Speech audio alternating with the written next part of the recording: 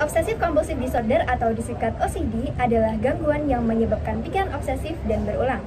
OCD ini adalah bentuk masalah kesehatan mental yang membuat pengidapnya mempunyai pemikiran dan dorongan yang tidak bisa dikontrol, yang sifatnya berulang atau obsesi, serta munculnya perilaku paksaan secara kompulsif.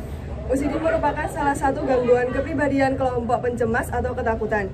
Kepribadian obsesif kompulsif adalah seorang perfeksionis terfokus berlebihan pada detail, aturan, jadwal, dan sejenisnya. Orang-orang tersebut seringkali terlalu memikirkan detail sehingga mereka tidak pernah menyelesaikan proyek. Hubungan interpersonal, orang-orang yang mengalami OCD juga terbilang buruk. Orang-orang OCD terkenal karena keras kepala dan menuntut agar segala sesuatu diperlakukan dengan cara mereka. Gejala OCD bisa datang dan pergi, mereda seiring berjalannya waktu, atau bahkan menjadi lebih buruk. Terdapat beberapa macam OCD berdasarkan gejalanya. Yang pertama itu adalah OCD tipe washing. Jadi gejala yang pertama itu munculnya dorongan melakukan kegiatan berulang. Yang kedua meyakini bahwa dirinya terkontaminasi oleh orang lain. Yang ketiga berpikir bahwa tangannya tetap kotor meski sudah dicuci berulang kali. Dan yang terakhir adalah munculnya dorongan agresif yang mengerikan, misalnya melukai anak-anak atau berteriak di tempat ibadah. Yang kedua adalah OCD tipe checking. Membuluknya hubungan sosial, kecemasan yang muncul berasal dari dalam diri, bukan pengaruh dari luar. Lalu terus-menerus mengecek kunci pintu. Dan yang ketiga adalah OCD tipe obsesional. Yang pertama, dia selalu merasa bersalah di setiap kejadian buruk yang menimpanya. Dan yang kedua, memiliki pemikiran yang obsesif, intrusif, bahkan mengatakan bahwa dirinya adalah membawa kemalangan dan keburukan.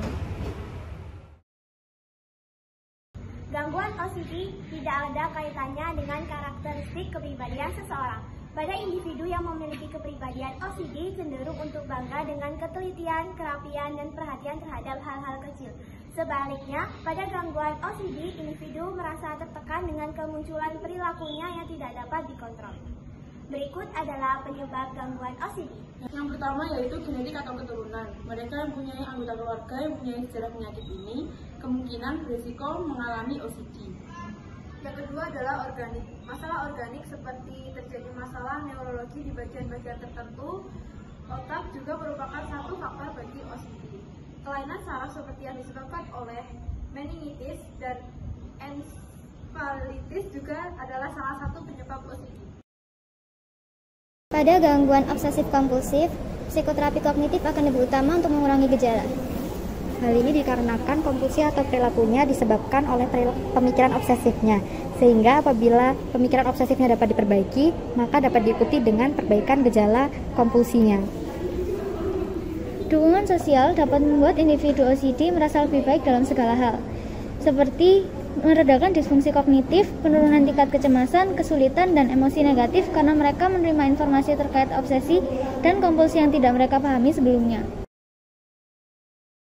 Salah satu cara yang dapat digunakan untuk menangani OCD adalah dengan memberikan jenis obat yang disebut SRI, yang secara tradisional digunakan sebagai antidepresan, tetapi juga dapat membantu mengatasi penyakit OCD. Nah, contoh obatnya adalah selain memberikan obat, terdapat terapi yang dinamakan kognitif behavioral therapy.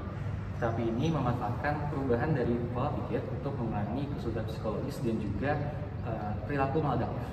Kognitif behavioral therapy didasarkan kepada pemahaman bahwa perilaku yang tampak adalah hasil dari cara berpikir.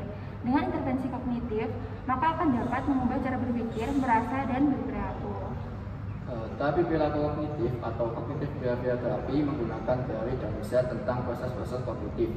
Pada faktanya, terapi tersebut menggunakan gabungan paradigma kognitif dan belajar.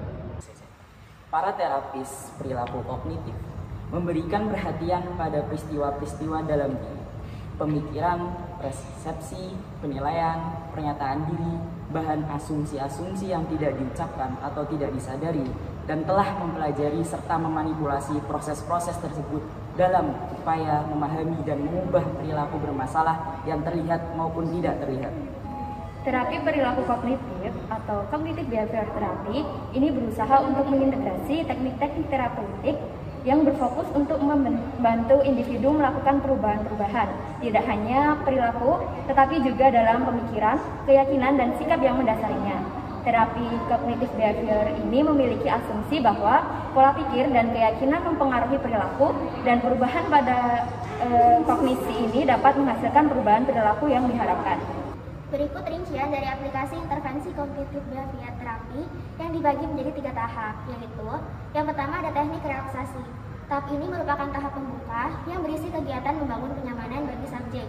Subjek diberi kesempatan untuk belajar meregangkan dan mengendurkan otot, serta belajar memperhatikan perbedaan antara rasa tegang dan rileks. Selanjutnya, teknik cognitive restructuring.